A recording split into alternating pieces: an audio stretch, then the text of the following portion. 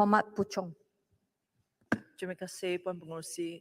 Puchong hari ini hanya akan fokus kepada satu butiran iaitu muka surat 266 butiran 040300 Lembaga Pembangunan Pelaburan Malaysia MIDA. Hari ini saya ingin menyentuh dua sektor baru yang digalakkan oleh MIDA iaitu pusat data center dengan izin dan kenderaan elektrik. Tuan Pengerusi, Malaysia berpotensi menjadi hub pusat data ASEAN dengan strategi yang baik. Pemain utama pusat data adalah syarikat antarabangsa MNC seperti AWS, Microsoft, Google, Meta, Equinix dan lain-lain.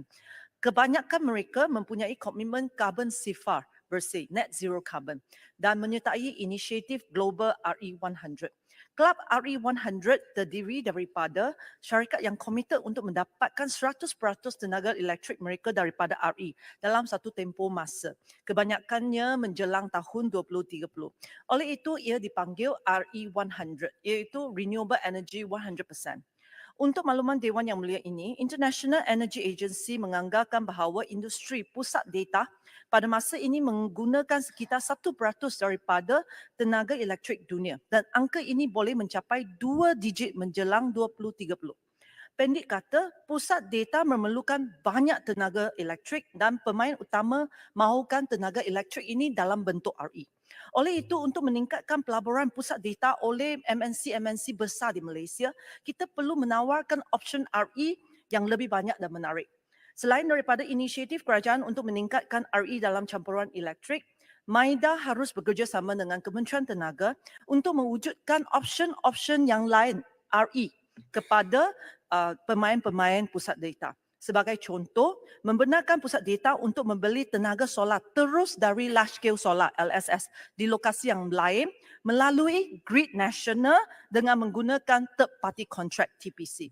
Kerajaan juga boleh menawarkan kuota net energy metering ataupun self-consumption selco untuk pusat data dengan syarat yang lebih menarik seperti kita boleh keluarkan syarat yang menghadkan kapasiti pemasangan solar pada 75% maksimum demand. Seterusnya saya ingin mengalih ke industri EV. Baru-baru ini Menteri mengumum dengan bangga Kementerian telah pun meluluskan permohonan Tesla untuk mengimport kenderaan bateri elektrik BEV ke Malaysia, di mana Tesla akan membuka sebuah ibu pejabat di Malaysia, memperkenalkan pusat pengalaman dan pusat servis Tesla serta mewujudkan rangkaian supercharger di Malaysia. Sementara ini adalah berita baik untuk peminat Tesla. Puchong ingin mengingatkan MIDA bahawa kita perlu fokus untuk membina industri dalam rantaian pengeluaran EV global dan bukan hanya semata-matanya EV uptake di Malaysia. Dari segi peluang pekerjaan dan economic multiplier effect, ada perbezaan yang sangat besar antara membina kilang pengeluaran EV dan komponen EV, pusat R&D ataupun regional headquarters berbanding dengan hanya sales office. Oleh itu, Puchong mengalu-alukan keputusan Kabinet baru-baru ini untuk menubuhkan Special EV Task Force dan usaha untuk membangunkan polisi EV kebangsaan. Puchong ingin tahu bilakah polisi ini akan siap dan diumumkan. Saya juga sangat berharap bahawa kerajaan jangan mengambil masa terlalu lama. Kalau boleh kuat kerja sikit, siapkan dalam masa 3 atau 6 hingga 6 bulan.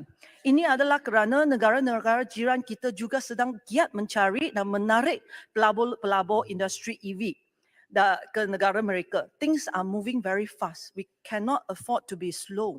Dengan izin. Dari segi EV uptake pula, kerajaan harus memberi tumpuan kepada EV kos rendah dan sederhana serta motosikal elektrik dan memberi insentif cukai yang lebih baik kepada mereka berbanding dengan EV mewah seperti Tesla, Volvo, Mercedes dan lain-lain. Sekarangnya tiada perbezaan dari segi insentif cukai. Puchong juga ingin menarik perhatian MIDA bahawa ada startup tempatan yang mengeluarkan motosikal elektrik. MIDA harus bekerjasama dengan MOSTI untuk membantu startup seperti ini dan syarikat-syarikat tempatan yang berkaitan dengan EV untuk menjadi lebih kompetitif bagi bersaing di pasaran dunia. Itu sahaja. Terima kasih. Terima kasih Yang Berhormat Puchong. Saya jemput Yang Berhormat Putrajaya. Terima kasih Tuan Pengerusi.